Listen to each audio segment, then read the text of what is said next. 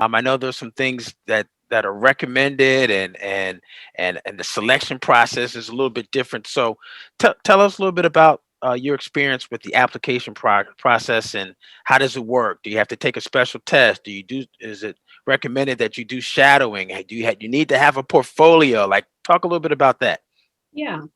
So there is a test, the ADAT, which at some schools it's kind of in an intermediate stage right now. Some schools are requiring it.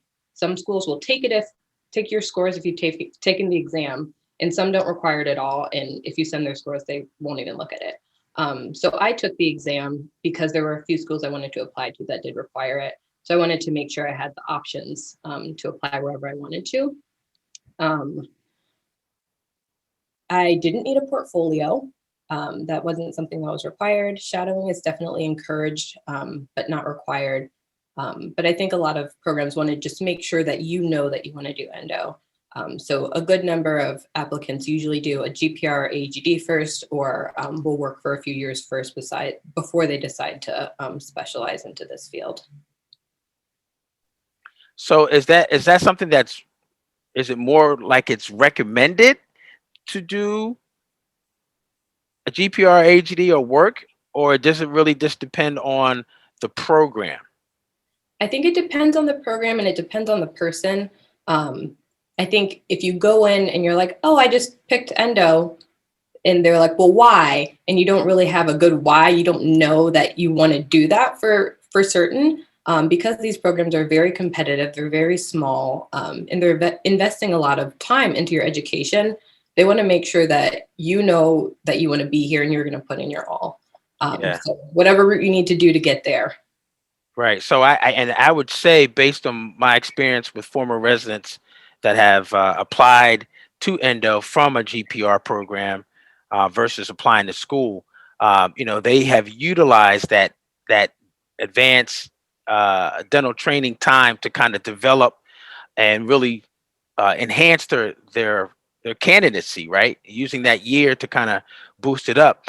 But I think you were very unique in the sense that you were at a school that had an endo program, and those faculty members were instrumental in your development and your discovery of the specialty, to the point where I'm pretty sure you probably had one of them, if not both of them, write a letter of recommendation for see, I already knew.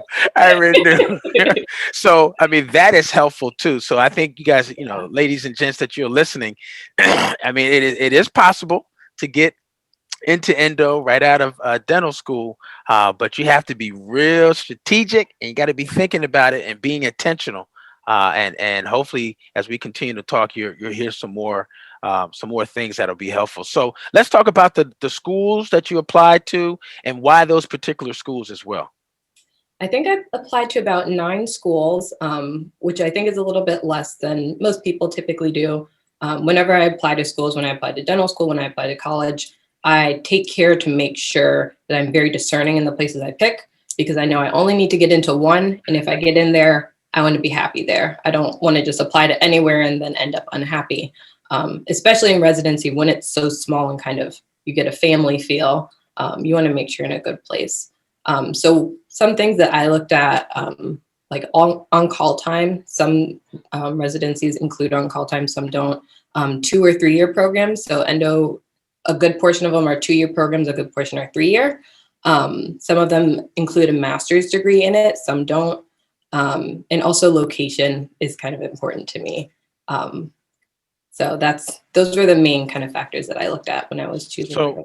So basically, if you had an on-call component, if you got a master's, which means you probably had a little bit more of an academic focus, meaning you're probably going to be pushed to publish or to try to have some kind of research process. And you said location as well, right? Yeah. Okay. Next assignment is go to the next video. Go to the next video right now. Go. Love, peace, and smiles. Go to the next video. Go to the next video.